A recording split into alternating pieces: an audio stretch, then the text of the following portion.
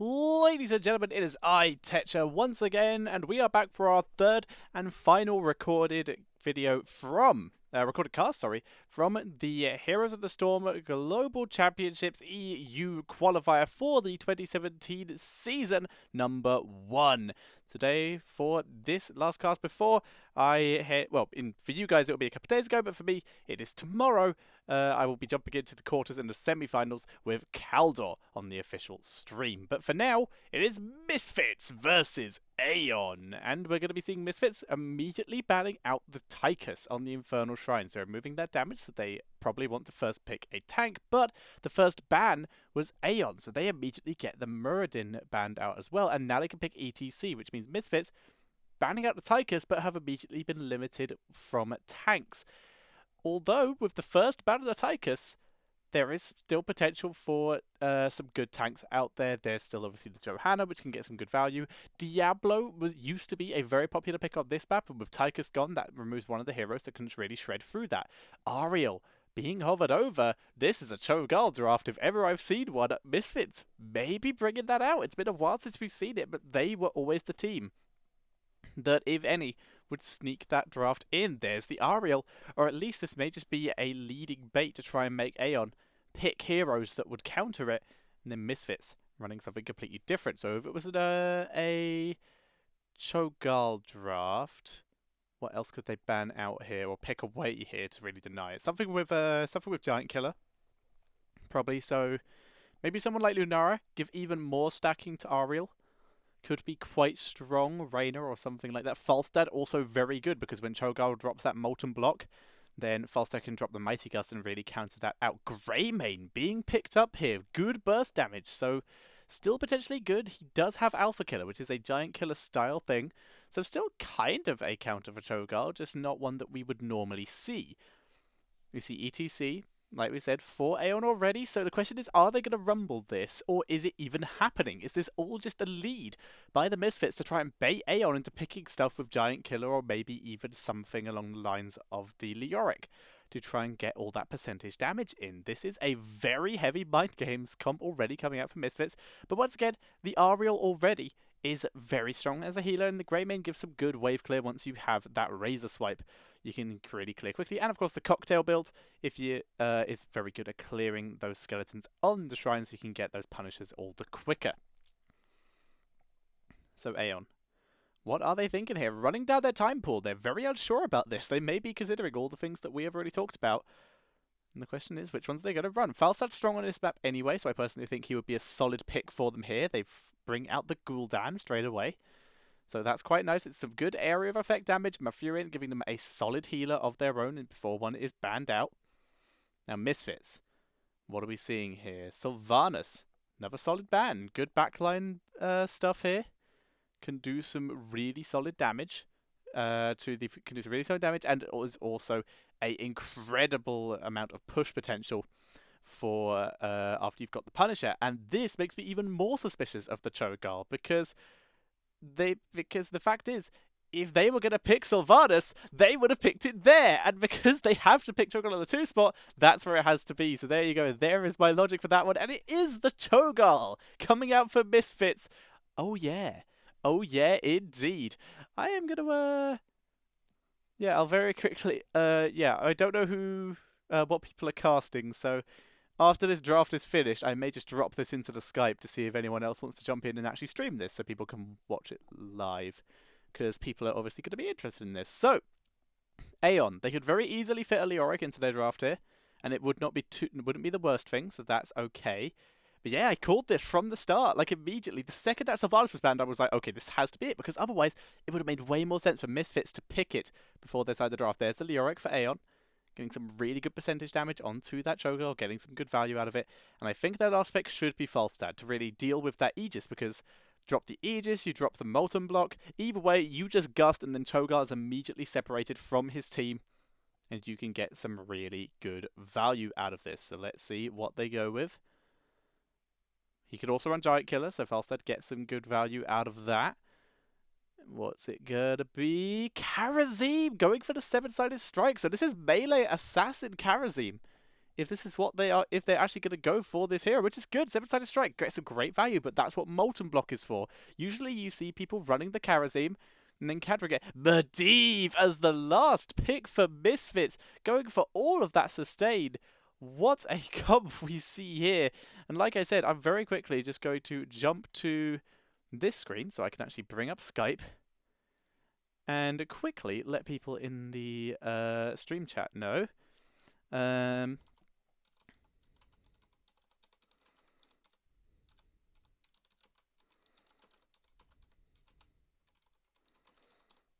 Just letting people know if people don't have a game to cast.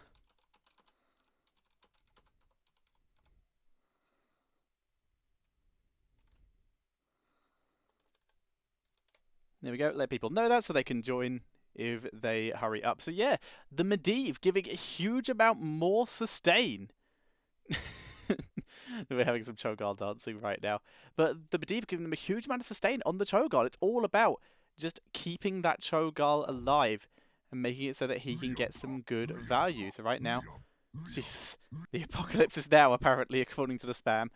But right now, I am very excited. This does look really, really strong. This looks like it has a lot of potential. We're currently waiting for the enemy team to just jump in here. I've let people in Skype know, so, in the caster chat know, so people do want to jump in and commentate this one on livestream in the other languages. That way it gets as much coverage, because this is a fun draft. This is a very fun draft. So yeah, basically it's making it almost impossible for Cho'Gall to be killed, because the second anything happens, it immediately is going to be countered via the Molten Block, via the Aegis, and via the Blind. Looks like we get the Happies coming in to cast. So that is very nice. That is very nice indeed. So this is a like I said, this is a strong draft, and I have to give this to Misfits. This is a ridiculous. It's silly for starters. It's very silly, but overall, I'm going to give that to Misfits, because there's very little way for Aeon to kill the Cho'Gall. Like, the Mosh Pit is potentially there. Medivh, though, is just going to give so much sustain. He can still add the damage from his Q if he gets the Master's Touch, which is going to make him hard to kill. They have Molten Block, they have Aegis, and then it's just Greymane. And Greymane, as long as if he goes Cocktail build, can just poke from afar and just do an immense amount of harass. So, right now, very much in on the Misfits side here. Which, seeing as we're waiting for players to show up, I will jump you back to the draft screen so we can have a look at that while we wait. But overall, like I said, this looks strong. We have all but one player in here right now, and then we will be getting this underway. I actually have my teams the right way around this time. Hopefully they're in the right spot, but then that will be all good. So, overall, how can Aeon win this? I think Horrify is going to be very essential to this. They cannot afford to Rain of Destruction, but then again, it's almost never worth doing Rain of Destruction. So, yeah, this is going to be fun for starters. We have, okay, so it's going to be Darumbi, sorry, is how it's, Darumbi is how the Cho'Gall for these two comes out. We've seen it before. This was the team, remember, that started running Cho'Gall when it actually started getting used in professional play. And we finally have all 10 players in this lobby, so we're going to be getting this underway very shortly here, and it's going to be all good. So, ladies and gentlemen, let me know what you think. Do you think, leave a comment in the comment section below, do you think that Misfits are going to win this, or whether it's going to be Aeon? Please try and avoid, however, if you don't want spoilers, I would recommend not scrolling down to the comment section. Be careful. Countdown has begun. We're going to enter the loading screen and get ourselves into the final series I will be doing for YouTube for this qualifier, but I do intend on doing multiple series for the future ones. So, like I said, the Horrify is going to be very essential. The 7-sided strike, I really think that's going to be countered. Like, Medivh will just counter that really, really hard for starters. And that's going to, like, just blocks out a huge amount of the damage. They have Aegis, they have multiple. I don't know how they're going to kill the Cho'Gall. I don't think they can really do it unless they just drop an immense amount of CC.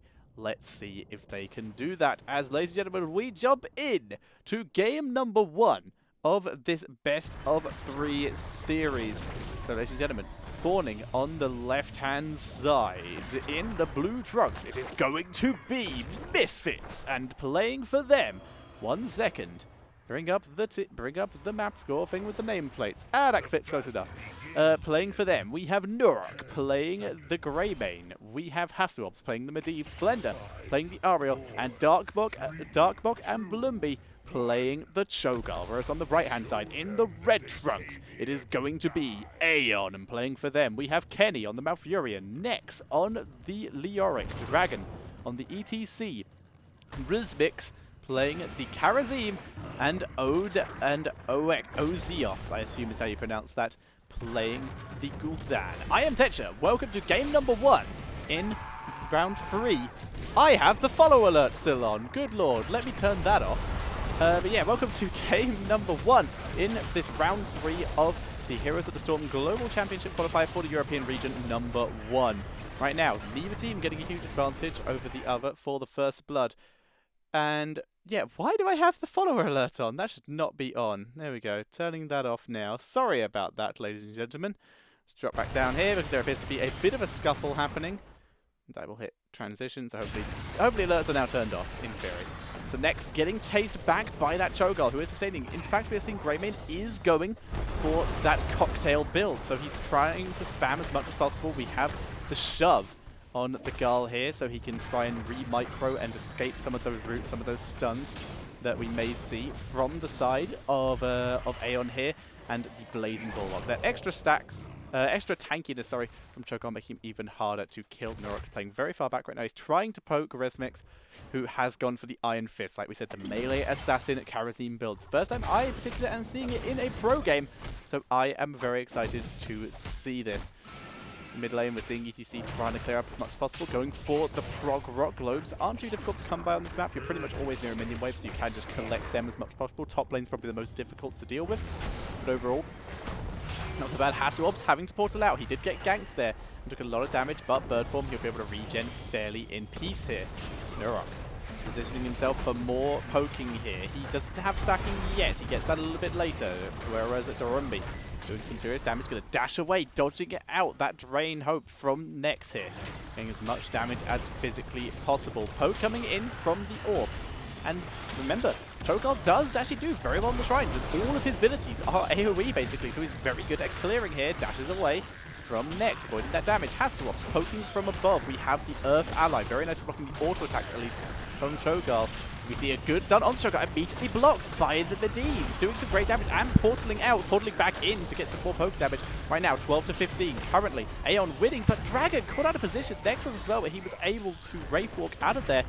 But we see Misfits taking the first fight there and putting themselves in a good position to gain that advantage. We're seeing rollback coming in for Cho'Gall here, so they can get a second chance at hitting people and obviously get some more AoE damage onto these shrines.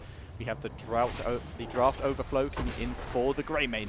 And of course, bombs away for Cho'Gall. So they are going for very much long-range snipe potential with that. And you saw a good amount of damage there, just dropping it onto Ozios, getting some great damage. There's the stun. He was too close. The Punisher getting some great damage onto him here. Are we going to see another bomb? The bounce does not hit. There's the bomb. Will it hit? Yes, it will. More poke damage landing onto Ozios here. And we're seeing Aeon on the back foot. Good drain hope though from Nex there, interrupted by Splendo, pushes him out of range. So we're not going to see too much of that. Dorumbi inventory at the moment, using the dash to get a little bit of extra room. We're seeing a very W-based build from Leoric to try and counteract this Cho'Gall play coming in here. And the Crowd Surfer, so Dragon has a better chance of trying to get him over the wall, following through on those portals, which Medivh did take stable portal, giving the extra duration so that Cho'Gall can micro in and out to get better chances of catching people there. Popping the bomb very early to try and hide the fact that they are doing it, but the team has worked it out, and they're wrapping around from both sides. We are seeing the stun onto Nex, but Dragon going in onto Dorumbi. They're currently focusing down Splendor. There's no portal yet, so Splendor gets protected by Medivh. He's now in full retreat. The portal was very short range, but they do still get the kill onto Malfurion. They're trying to get Dragon to Nex is super low. Dorumbi chasing him down, using that extra boost he gets from Gull, and he's able to escape there. That was the mount ability they have, basically. Some amount that's not written correctly there at all, unfortunately. So we don't get to see what that's called. I cannot remember what it's called indeed. But either way, we're seeing Edge of Madness here, giving that extra damage to long-range targets.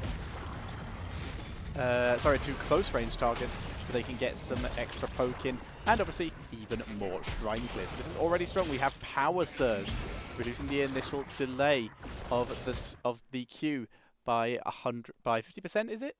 Yeah, 50%. So now they can basically use that more, and it basically makes Cho'Gall a bit more mobile.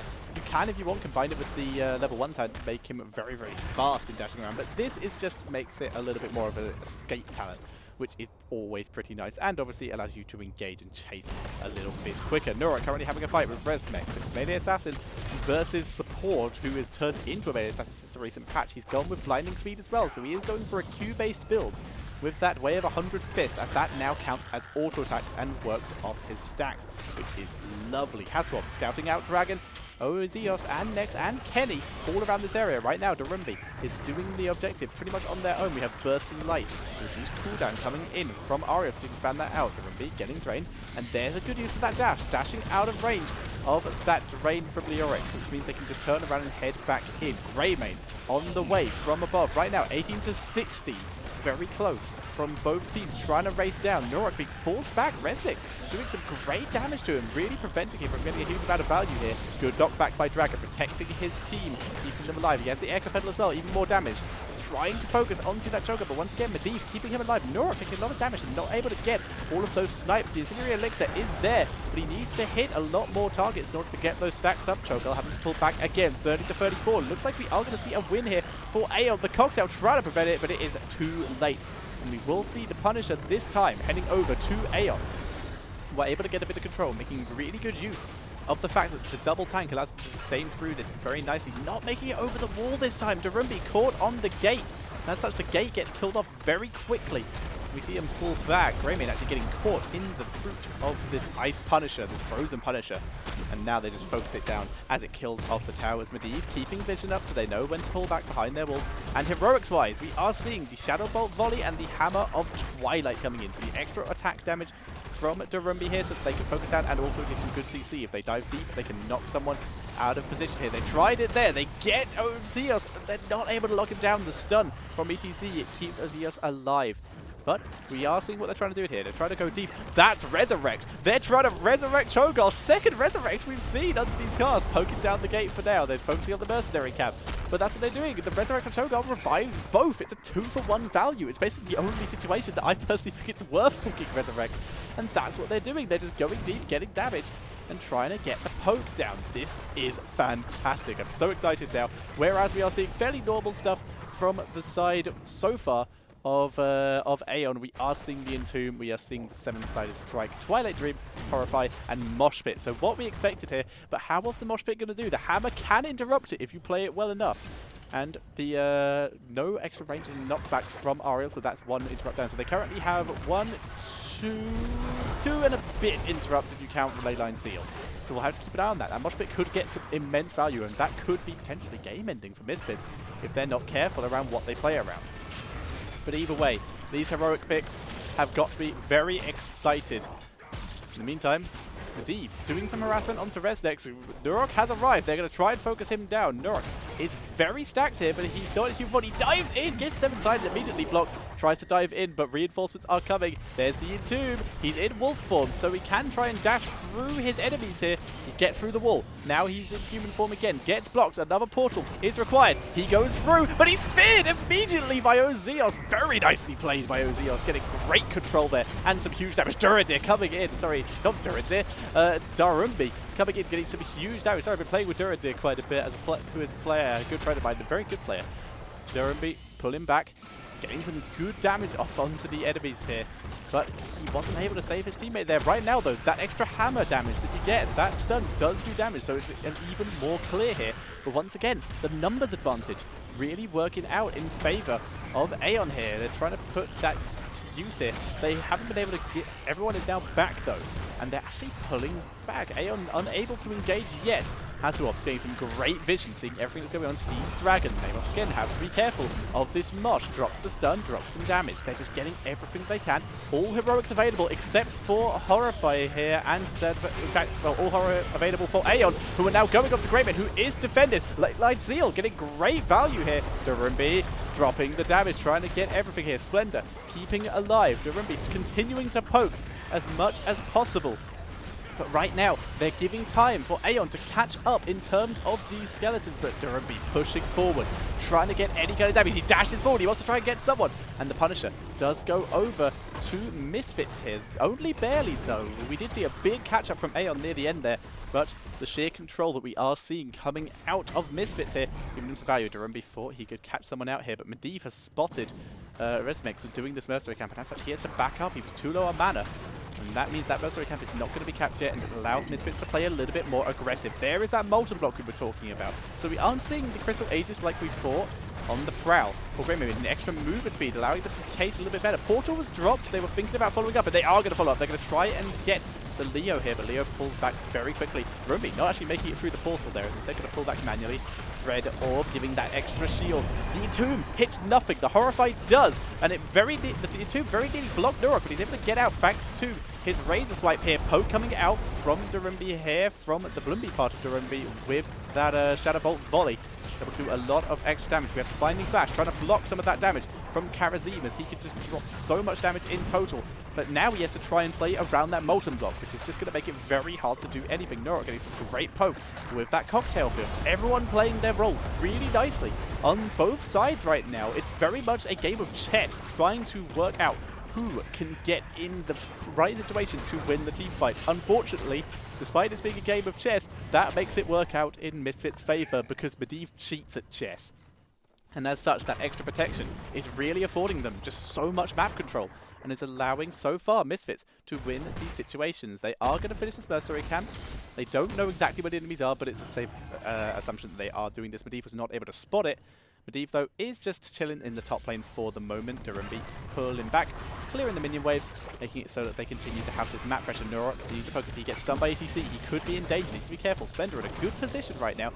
If Dragon had got in, he might have got both of them, but playing it safe. Durumbi getting some more poke. Resmix going so deep. He has Spell Shield, so he's blocking a little bit of that poke potential that Durumbi does offer. And the rotation as 5 from Aeon is working out very well for them. They're very much trying to counter any pressure that we would see that Cho'Gath put on. However, Misfits reacting well. They are sending Nurok up to soak lanes, and they're doing this with Medivh sometimes as well. Now, this does mean that basically it's impossible for Misfits to fight, though, but they are still getting XP, and as such, they currently have a 2-level lead. They will not have 16 by the time this shrine comes up, but they will have it very soon afterwards, and they will be able to fight it. But as such, right now, talents are even. Shrink Ray from Malfurion. That's for Cho'Gath, most certainly. We have the Health Stone, the Heal Stone. No, it is Health Stone, sorry, I can't read. Coming in from the Gul'dan. More Drain Hope, Crushing Hope, that extra 10% damage for Leoric. Another thing for Cho'Gath to try and play around. Face Smelt, giving that slow on the ETC here. And like we already mentioned, Spell Shield on the Karazim, giving him that extra protection from the Cho'Gath poke, which works right there. It just blocked out the damage from that bomb there. Durumbi getting the poke in. Malfurion helping clear the lane as well. He did take Moonburn. Very little else for that build, but he is just giving sustain. Durumbi getting focused down. He's been isolated. Drops the Molten Block, which does block out the entirety of the 7-sided strike. Then takes the portal out. He is free, but he's feared being focused down so hard. But as we see, knocks back using the portal. There is the Medivh. There is the lane line steal, but it actually didn't get too much value. They're trying to focus down Kenny. The Malfurion, they get it with the hammer hit. The hammer dropping so much damage here. And the portal being dropped, allowing Hasselhoff to chase. He's stunned up. He is blocking all damage right now. Thanks to his protection, he goes back through the portal and escapes. Comes back through again, drops more poke. And we're seeing huge damage. In the meantime, Durumbi is just grabbing all of the skeletons from up here. That's 25-9 right now. And Misfits in great control, able to just have huge work. Right now, this Resurrect has not been required. No one is dying on the side of Misfits right now. They're just in full control. And Cocktail build is now fully stacked, as we can see here. That extra explosion bonus for the Greymane right now is looking good. And Medivh is even fully stacked on his Master's Touch too. So everyone right now on the side of Misfits is looking solid. They go through the portal. They want ETC. He's cleansed. But Durumbi, he does not give up. He does not surrender, but he needs to be careful. Nex is in position. Drops the Entomb, trying to drain him, but decides to escape. He's going to wait for the Crushing Hope. No, he teleports out before the Crushing Hope lands. He lets it go, not wanting to get himself caught out, or it may have just been a mistiming here. Punisher goes over the wall, catches Leoric, who does pull back. Durumbi goes through the wall, going very aggressive. Portal is down. If they want to go on, Splendor goes through on his own. Very dangerous, but he is fine. The fear was used, but no word from that. Darumbi goes in very deep, gets seven-sided, but he's able to block a little bit of it with the Molten Block. They're now pushing onto the keep. They want to try and take that down, but the Punisher is low. They're not able to get a huge amount out of it, so we're going to see Misfits begin to pull back. Darumbi very aggressive there, gets stunned up, gets Shrink Raid, gets protected by Medivh. Still alive. Leyline Seal lands onto Karazim, but is immediately countered. Counters the Shadow Bolt volleys. So once again, we see that synergy not working out too much in their favor. Good knockback from Darumbi here. Nurok pushing in, doing some good damage onto Nex here. Darumbi was very nearly going to go in there. He does have Twilight Veil now, so he can go in a little bit deeper. He has a bit more sustain here. Once again, gets focused though. The protection from Medivh, keeping him alive. He just doesn't die. And Darumbi in full retreat. Darkbog and Bloodbeat playing this very, very effectively. They have the Giant Scorcher, so they have even more damage. They have even more sustain with Twilight Veil. Executioner on the side of Greymane to try and drop even more damage onto this huge amount of CC that Cho'Gall is putting out here. Wrath of Heaven coming in for the Ariel, which is allowing the Bloomby part of Darumbi to do even more damage. It's working very well, and the reabsorption. It's hard to imagine this Cho'Gall going down at all, if ever, during this game. We have the Way of 100 Fists, we have Seven-Sided, we have the Tenacious Roots to try and just hold it still. Ruinous Affliction for more damage, aggressive shredding, so that ETC can drop more groupies, so that he can just auto-attack, and that reduces the cooldown of his E, so he can do more groupies. But it doesn't matter, because Cho'Gall is just isolating and killing, and they can't kill. It doesn't matter, we have only 6 kills in this game, and there hasn't been a kill for a while. But they can't really capitalize on anything because they can't get a kill, and they're losing all the objectives because they're having to back up. Aeon in serious trouble here. Really struggling to find any kind of footing in this game. Resmix found out on his own here. They try to turn it. The Leyline Seal is good though. Darumbi wants to capitalize on it. There is the Shadow Bolt volley doing some good damage, but Dragon escaping over the wall. Darumbi thought he could get Ozias there, but he was not able to grab him. Haswarp portaling in, or at least thinking about it. Decides against it. He sees Ozios, but wasn't able to do anything about it instead. They once again find Resmix. In goes Darumbi, doing some good damage, dodging out the root this time. Remember, he does have that Molten Block, so he is ready if that Seven-Sided Strike comes out. So it's just, literally just a waiting game of timing right now. Darumbi is just tanking through all this. He can just wait out until all of the all-in comes. The only way he can really get picked off here is if both the Cho'Gall and the Medivh get caught in the mosh pit. That's the only way this is going to go down. So decided immediately into Molten Block. Mosh pit interrupted on short cooldown as opposed to long cooldown. Dragon getting picked off here. We already see the Gul'dan getting picked off quite quickly. And everyone once again retreating for the side of Aeon. Just so much control for Misfits. They're even going to dive this and look for more kills. They finally decide against it as that keep still has full ammo and they have no minions for this. So instead, once again, just going to send Cho'Gall up, and he's going to finish off this area. Look at that, just so much clear so quickly. And right now, the control coming out of Misfits is too much for Aeon to handle. Their comp just didn't play around it enough. I personally like the Karazim here, but I think a bit more sustained damage may have afforded them differently because the Seven-Sided Strike at this point is being too easy to play around. They're really struggling. Maybe even swapping out that Gul'dan for the Falstaff might have worked too, so that they can just get the Gust and play around it a bit. Dragon getting all in so quickly. He's able to sustain through this, but that was just an immediate portal all in coming out of Misfits, doing so much damage. They're pushing forward once again, doing some great harass. In comes the Orb, and I'm kind of sad we're not going to get to see the Resurrect by the looks of this, so maybe we can see it get picked off here. Punisher goes deep. They're trying to separate Dragon. They really want to hit him back into his teeth, but he does not get it this time.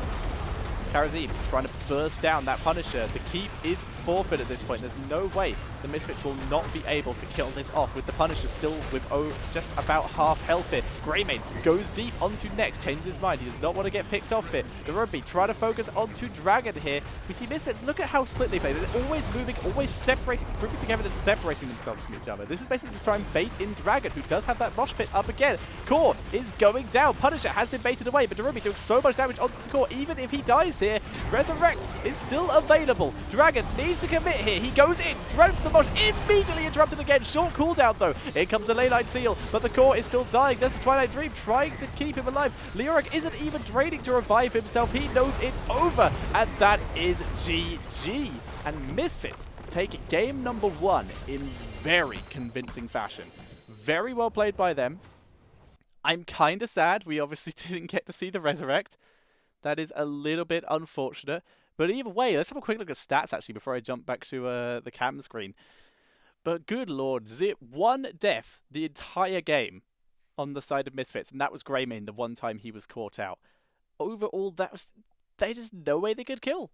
They got outdrafted, unfortunately, did Aeon. They just weren't able to capitalize and get any kind of value out of any of their stuff. The Mosh Pit never got down. Gul'dan got a mental amount of damage, but Gal got more than him. And that just goes to show just how much damage Gal can actually output, especially with the extra ability power he was getting from Ariel, who got 80,000 healing, which is more than Malfurion. So yeah, overall, an immense draft from Misfits there, getting some crazy value. And I do like the Resurrect. They did not need that Aegis. The Molten Block was good. That was the only thing they really had to block out was the Molten Block. So that was completely fine. So there you go, ladies and gentlemen. We even had Medivh at the end with Arcane Brilliance to add even more ability power. So yeah, an insane draft coming in from Misfits here. Now it's just a question of waiting for the next draft to see if they can show something equally as good. So we're going to be waiting for that. F11. Excuse me. Open up the Heroes draft. Whew, wow, that was a fun one. That was very, very exciting. So either way, we're currently just waiting for the new draft to be made, new lobby to be made, and then we'll be jumping in. Once again, it's the last game that I am casting for YouTube before the next qualifier, as I won't be casting quarters or semis for YouTube, as I'll be casting them on Caldors. So if you do want to see my casting for the quarters or the semis, you can head to Caldors' YouTube channel. Just search Caldor on YouTube, you will find it. Fantastic casting with him always, so I'm very excited about it. For now, once again though, we are waiting for a game to appear, basically a lobby to materialize, a draft to make itself known. But yeah, that was a convincing comp. A very convincing comp indeed. And Misfits making it work. And once again, like we said, just a bit of a throwback. Just like, oh, yeah, we used to run Cho'Gall. We could still do that. It's still good. But yeah, I really feel there were some draft mistakes made there by Aeon. A Falstad may have helped out a little just to counteract. Just like, oh, he's blocked. Mighty Gust everyone else away. Or even just mosh them and Mighty Gust Cho'Gall away or something like that. Anything that really could have helped them. So a Falstad, a Reyna probably not. He might have been shredded a bit too quickly. But the CC is still a little bit nice from the Reyna. We saw originally when Cho'Gall was played a lot in drafts, we saw Muradin was actually used as a counter with Haymaker, where basically you'd Haymaker the Cho'Gall and then all in his team. And that was a quite popular counter to dealing with that. We have a lobby, so I'm going to jump into that. And then await a draft. And then we will be all good to go, ladies and gentlemen. And a reminder, as you can currently see on your screen, you've probably heard repeatedly throughout the videos if you've watched the previous cast from me recently, there is currently a thing happening in Heroes of the Storm called the Nexus Challenge. And if you haven't played Heroes of the Storm before, or you haven't played it for a while, then this is a really good chance to pick it up or pick it back up. And if you're already in it, then you know what to do. You can get going on that challenge. This challenge basically is play 30 games with a friend. If you play 15 games with a friend, then you're getting some cool stuff. You can get a skin for Overwatch. If you play Overwatch, you can get a skin for Genji, and it's a good one. It's the current thing you see on your screen. It is the really cool Genji skin with the mask. You can get that just by playing 15 games of Heroes of the Storm with a friend. That's a pretty good deal. And if you play 30 games with a friend, then I'm hoping that you're enjoying Heroes, because you can get a lot of heroes for Heroes of the Storm. You can get Li Mi, you can get Ariel, Greymane, and Kerrigan. And you can also get a hover cycle mount for the game. In a 31-day stim pack, so you can get more XP and get those heroes up to level 5. And all you have to do for that is play with a friend. You can't lose. You have fun. You get free stuff. Good on you, lads. Good on you for getting the good deal. Let's refresh our draft stuff. Misfits Aeon, there it is. And it started. Excellent. So let's jump into that. So, ladies and gentlemen, it is time for draft number 2 between Misfits and Aeon. And between them right now, it is the Sky Temple with Misfits on the first ban, running down to their first set of timer, and immediately it's a Tassadar ban. Maybe scared of that Tracer bit of the Tracer. Tracer can be very scary here. So trying to remove that target ban, for example. It is also very solid with the Illidan, who, like we said before, is also once again a little bit back in the meta, on and off. He's still about it in the meta as much as before, I would say. Maybe a little bit more, maybe a little bit less. Falstad being banned out by Aeon this time. Bit less afraid of the Shogal here, as this map is quite a bit bigger. So it's a little bit harder to get the same amount of XP soak that you would that you got on Inferno, where it's a bit easier to rotate with this map. It takes a little bit longer, which is why globals are always so important, and why Falstad was banned out so quickly, because Misfits don't want...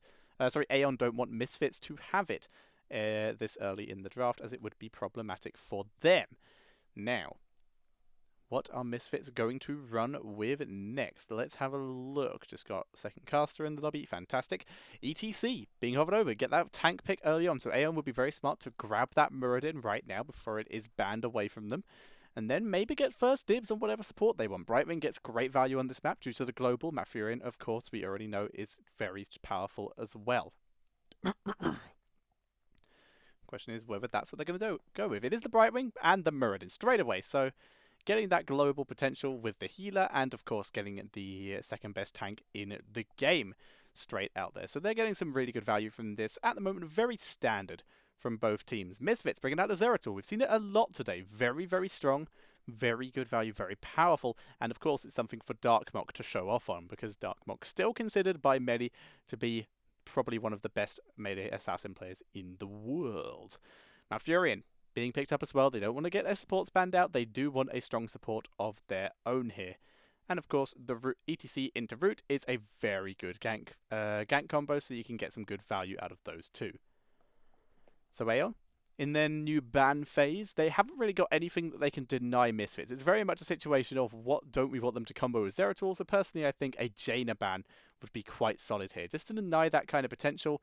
They have the next pick after bans, so it makes sense for them to really leave Dahaka or whatever other globals they want for themselves, and just remove anything that would wombo combo with what Misfits already have. So yeah, Jaina currently would be my priority pick for them, but they may have other thoughts. Abatha being banned out, good XP soak, not a huge, with Falstad already banned out. They were a bit afraid of that being combined with the Zeratul. We saw it earlier from Team Liquid. It was pretty scary. So banning that out right now is a pretty solid choice from Aeon there to deny Misfits pulling a Team Liquid there. Now we see Misfits thinking about their choices here. Banning out some kind of melee assassin maybe. Might be solid for them. Banning out some global, because Aeon get first pick of whatever is left. So Zarya being banned out here. That denies a lot of burst protection from Aeon, so the Zeratul can get a bit more work done.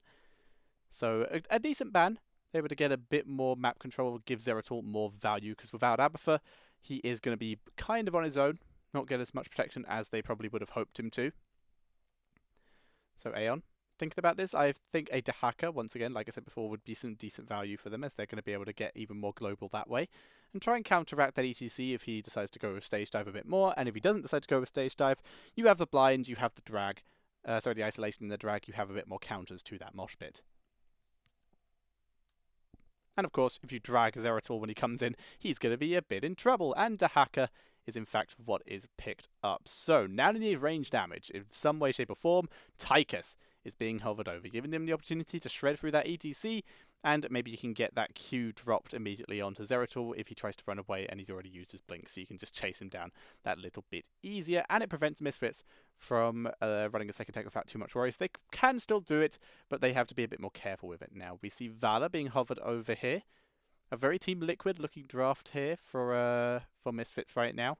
Like we said, it's a fairly standard draft from both teams right now. Less gimmicky than the last one. The Cho'Gall style was very, very strong and worked out for them, but this looks a bit more standard overall. Misfits bringing out the Valor, and like we said, bringing out the Jaina. It wombos with the Zeratul, wombos with the ETC, so they're very happy to grab that for themselves if that's what they want to go for. It does make sense. ETC can tank alone. Sylvanas also good. They decide to go with that as well. It can combo with the Void Prism, so they can burst that down. They have a lot of burst follow-up on any of their CC or just hard engages here. Not really needing the Jaina as much as she could get dragged by Dahaka, whereas Sylvanas gives escape, and Sylvanas also gives them some good pushing potential. So that works out pretty fine for them. Misfits with a very solid, very standard draft here. And Aeon, now thinking about their last choice here. Second range damage would be good. Question is, what do they want to go with? A Li Ming, maybe, with the protection talent. The Force Armor at level 1 could be a decent pick for them here. What other options could there be? They could pick Reyna, go double auto attack here, get that knockback onto Zeratul, that extra sustain to try and survive through his burst. They have several options. And they're going to run down their time pool almost all the way down to the bottom to work out what that is. 2, 1, Thrall. Alright, so they are going with the melee assassin here. Bringing that out, try and get some extra damage in. So they're a very melee heavy comp, which means Brightwing is probably going to be running the Blink heal. As Emerald Wind, a bit counteractive unless they can force someone into a wall. And Misfits is not a team you can rely on under positioning themselves to allow Brightwing to get that kind of worth. You have to be very, very effective with your Muradin jumps, Brightwing TP to really get that kind of play. And even then, you're already down the Muradin in terms of melee. So overall, strong drafts from both teams. Very standard here. Misfits, though, I think it has a little bit more utility. Giving that Sylvanas in there and the Zeratul gives them a lot of setup for either team fights or pushing. So they have a bit more global map stuff. However, that Dahaka could counter that. Thrall can be left alone in the bot lane, as we already mentioned. Sylvanas can kind of lane against him, so can Valor. But it's going to be a bit difficult. But we have already seen a Zeratul outlane a Thrall, kinda, in the earlier games. He did have an Abathur as some help. So we will keep an eye on that, see if we can get, see if that's going to be the lane we're going to see. But either way, Misfits, it's very much going to be down to team fighting and wombo comboing again. And someone on the side of Misfits is dancing on and off a Gazlo there, but it's not Gazlo.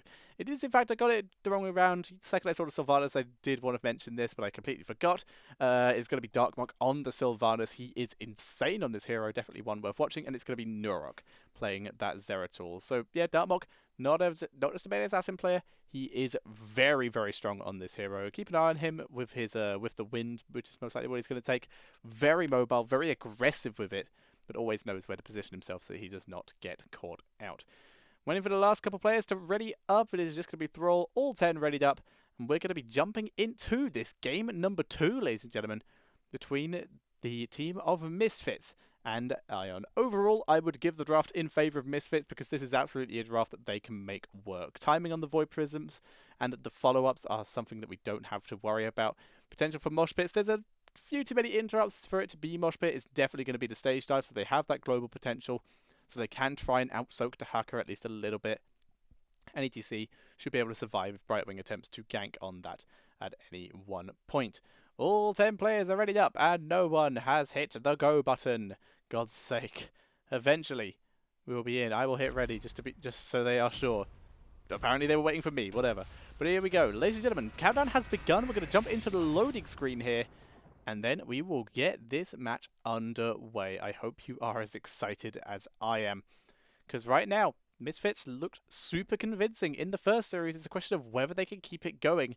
And then it'll be moving on to cast them tomorrow.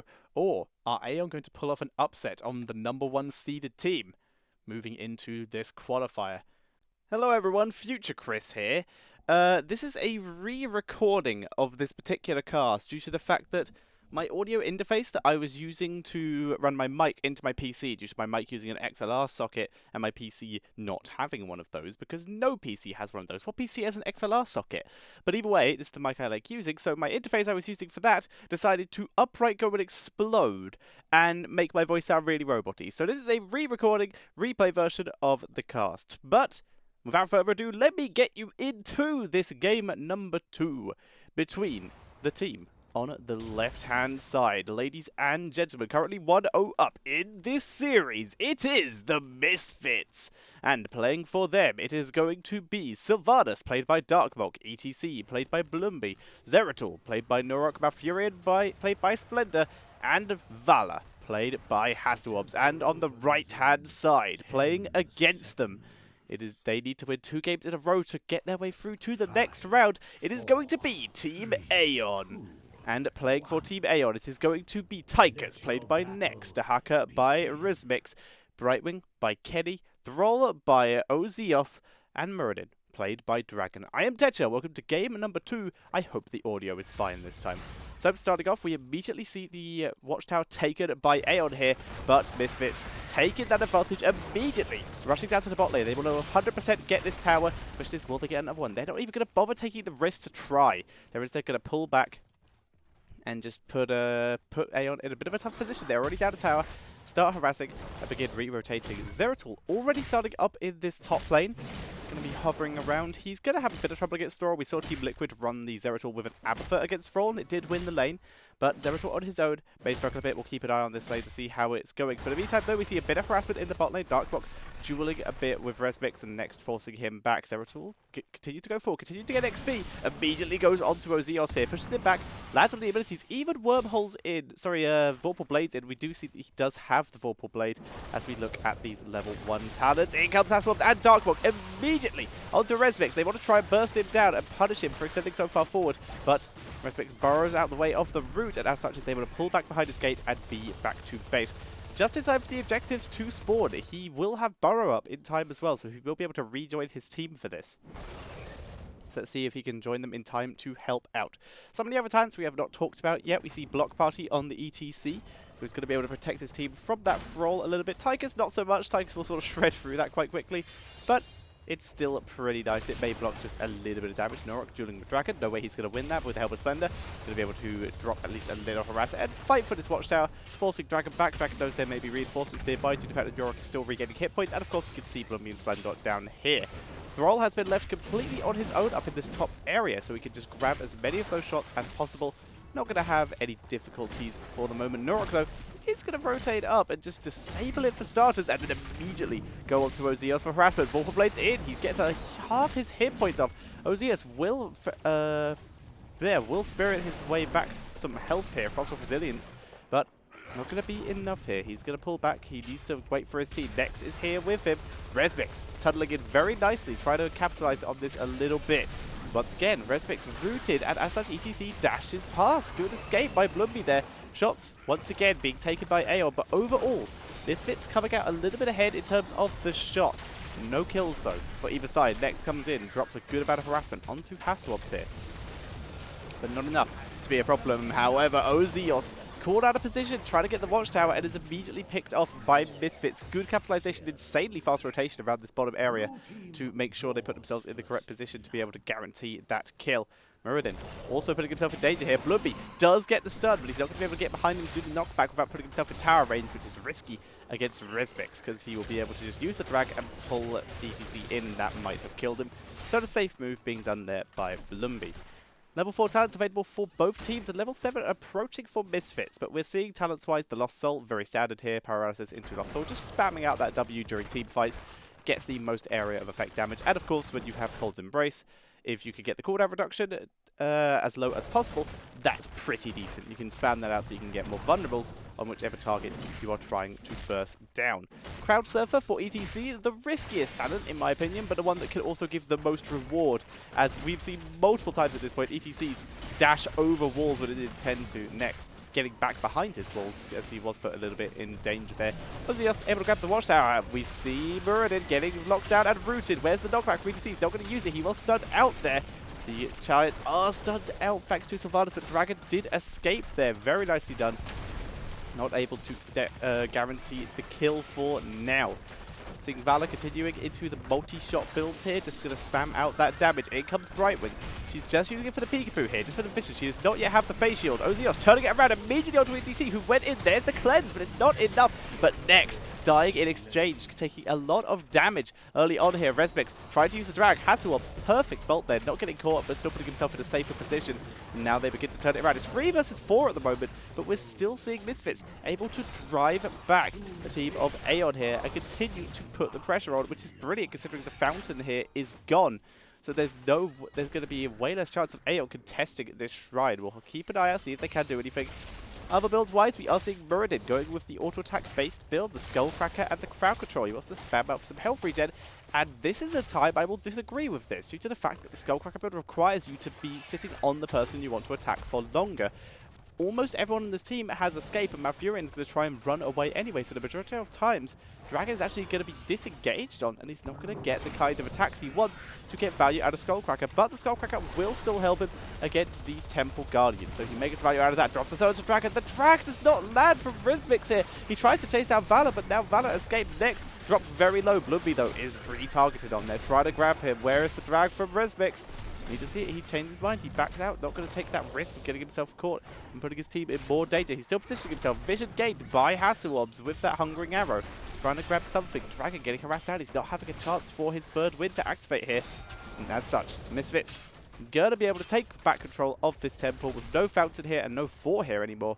We immediately see Aeon rotate up to the other lane so that they can try and get some more XP in a little bit of a safer environment. Misfits, though, looking to make that as not safe as possible, but that nearly is going to cost Hasselhoff his life. He backs out, he's so low. Oh, Dahaka, drag misses, and Hasselhoff's able to back out here. Dragon drops the stun onto ETC next, who's using the overkill here. Not his minigun, does not get as much damage as he could have on Bloodby there, but he already had it active. He wasn't able really to cancel that out. And he takes some damage from Zeratul. He is forced to back out under his fort, so if Zeratul was to blink in, he would probably kill Nex and the fort, but Zeratul is busy in the top lane clearing up stuff, as he doesn't want to take unnecessary risks when there are so many enemies around, and he only just got, he hasn't really had a huge amount of opportunities to use his wormhole yet, but it's still helping out. Resmix gets the thrag, Ozios gets the roof, Void Prism goes down, but Brightwing in the tower able to finish off Zeratul there, and that is now Zeratul and Void Prism on cooldown. Zeratul will be up in 50, but that's 90 more seconds until Void Prism is available. Lucky no objectives are up yet, but they will be up soon, so Void Prism will not be available, at least for the start of the next fight. Other heroics we are seeing, we see the Wailing Arrow to Twilight Dream, the double silence combo from Misfits here, the Strafe for Valor, ETC yet to pick, but it's, yeah, there we go, it's going to be Stage Dive. No way he was going to mosh pit against a team with this much potential CC, even without their heroics. Whereas we finally saw Aeon grabbing their level 10s as well. We are seeing the Drakon Laser Drill coming in from Tychus. Isolation for Dahaka, Blink Heal for Brightwing, Earthquake. I'm seeing it so much now, very happy about that on the Thrall, and Avatar on the Muradin. Speaking of Muradin, him and Tychus were able to grab that Siege Giant camp down in the bot lane. A little bit pointless, I would say, due to the fact that currently with no objectives, it is just going to get cleared up. Norok already clearing the minion wave here. Hasselhoff and Splendor starting their own Merc camp here, but Norok can just start on the Siege Giants if he gets some vision. He currently doesn't know where anyone is, so he is just going to go for the Siege Giants. He's going to go very carefully and wait for his team to be there with him. So they'll clear these up before they get any pushing done. But good timing with this Bruiser cap coming in from Aeon here. That's going to de-push their lane a little bit so that they have a bit more time to go for these temples, which have just started with Ozios grabbing the Watchtower and getting a bit of harassment onto Bloomby here. Quite nice there. Neither team going to be hitting level 13 at least yet, but both teams putting their focuses onto this middle temple as opposed to the bottom one. Valor gets cleansed. She's able to escape from the dragon there, but she gets knocked down. Still on the run. Good stun by Bloomby and the root by Malfurion. The grenade does hit Hasu, but he is alive, and as such he takes basically everything and is still going. Only heroic that was used there was Isolation. It was cleansed out, I believe. I don't actually know how much of it hit, but everything else is now off cooldown. Void Prism is back. So if they can get in, they could get a good fight. Nurok dodging everything here, so he's not revealed. He blinks in though and also hits nothing. Unable to get the damage. Bloomby gets a stun onto Dahaka, who immediately gets cleansed. Tries to chase down Valor, but Valor vaults away from it. Once again, not getting the intended target. Dahaka really struggling with this next. Getting some good AoE damage onto multiple heroes here, but it's getting healed up by Malfurion very quickly. Dragon getting punished for his greediness. He tried to drop the stun and immediately engaged upon. Here comes the Stage Dive as well. Onto Resmix. Resmix once again. The drag doesn't hit. Bloomby positions himself. They guarantee a second kill there. And Misfits will gain control of this temple. Their top fort, though, has been decimated already. And the Mercenary camps are now pushing on to tier 2s. Misfits, though, great position. They'll finish the last 2 shots from this and the final 5 and will immediately move down to this bottom temple and guarantee themselves even more shots. So these are going to be going on to tier 2s. Starting at the bot lane, as it is starting in the bot lane, we did have a pause here. Oh no, wait, this is still alive. Sorry, Brightwing's icon was hiding it. But they're going to be starting on this fort here, pushing that down. While Valor de-pushes this top lane. She's able to do that pretty safely without too much interference. No issues there.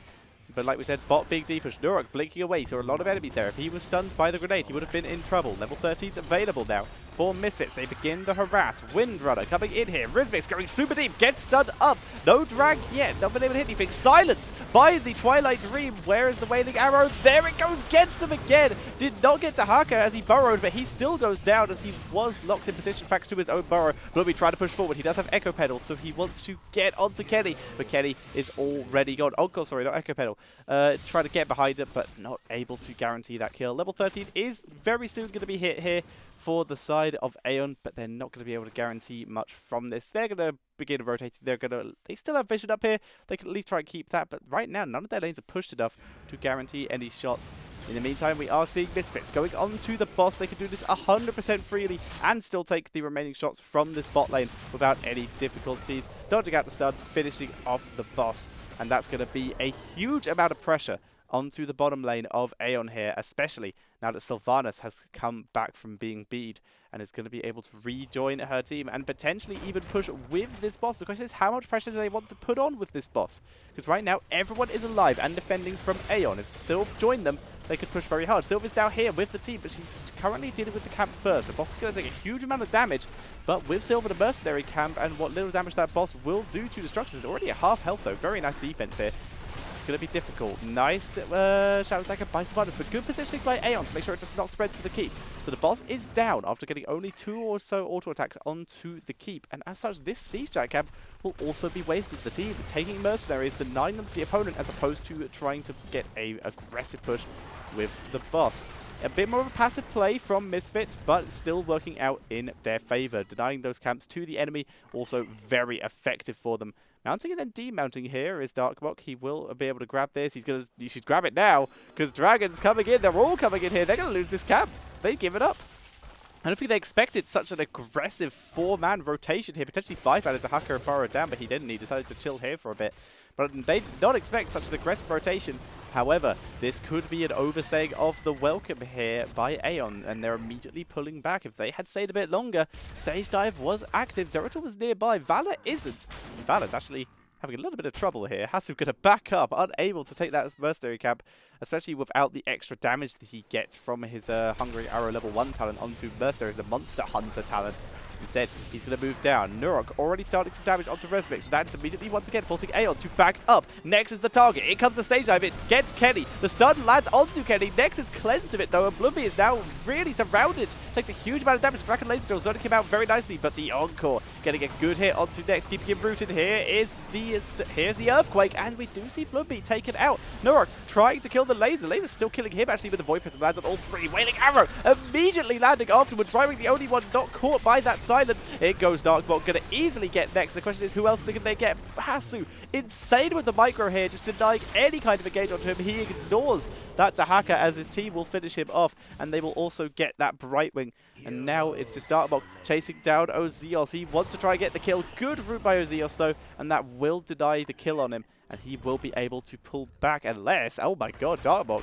He was thinking about going even deeper there. Instead, he is just going to disable this keep and push down with his team. They will easily be able to guarantee this, and that will be the first keep of the game. But in the meantime, the shots that Zeratul is grabbing from the mid lane will begin pressure onto the second keep. It's already starting on the wall and the towers. At least a couple of those shots will land onto the second keep of the game, and that's going to put so much pressure onto Aeon. Everything's snowballing against them right now. They are in some serious trouble. Bloomby heading up to the top lane. Zeratul pulling back. He took quite a bit of damage. He's going to just use his health. He's grabbed a fountain. He's pretty healthy, but he's still not going to be the one to tank this. Going to wait for his team and wait to see where the enemy team rotates to. They want to see what they can try and get from this. Level 16 talent, Showstopper from the ETC, the usual talent we see, and it combos quite well with the Crowd Surfer, so we can go in from anywhere. Good blink by Nurok here. ETC looks like he's going to finish this. He does have stage dive, so he can join his team at any point. Good vision with the Peekaboo, gained by Brightwing, who has taken Ice Block, which we saw a little bit earlier. Trying to get something out of this. Neosteel plating coming from Neosteel coating, coming from Tychus. Ozeos harassed again, taking a lot of damage. Darkblock very far forward, but still getting a lot of harass, but takes a little bit of damage himself here. Nurok gets the 3-man Void Prism, dodges the drag. In comes the stage dive. Wailing Arrow lands on 3 there. Bloomby taking a huge amount of damage, but he's positioned perfectly, so it doesn't matter. The Earthquake takes takes down no one, but it only slows Blubby, so there's going to be a bit less chase. Darkbolt getting chased by Ozeos. Doesn't matter though, can they catch him? No, the Earthquake will deny any extra kills except for Muradin, who overstayed his welcome. Dragon getting picked off here. And it looks like they're going... Oh my god, Darkbolt, don't you dare! Oh god, Darkbolt, he gets polymorphed and just gets wiped off the face of the earth here. Why? Okay, well, he gets taken down. I think he wanted to try and go for that keep and expected everyone to already be gone from there, but nope. Mistakes were made, and Darkbolt gets picked off by the enemy team. But his Misfits are still pushing through this keep. There's 3 seconds left for everyone except for Muradin, so it's very unlikely they'll go for core, but they're going to attempt to get the keep. He doesn't have a huge amount of health. Blubby tanking up the damage here. Keep dropping low, but the Tychus able to do a huge amount of damage here, and as such, Misfits in full retreat. Here comes Dahaka. Could this be the comeback for Aeon? They're pushing in with all 5 members. Muradin is on the way from base. They managed to get onto ETC. ETC sacrifices himself. He stuns out next. There's no way he's getting out of here. He will be stunned up by Dragon here with that heavy impact. But no, Malfurion's caught as well. He ice blocks to block a little bit of damage, but he's still going to get taken down. He's buying time for his team.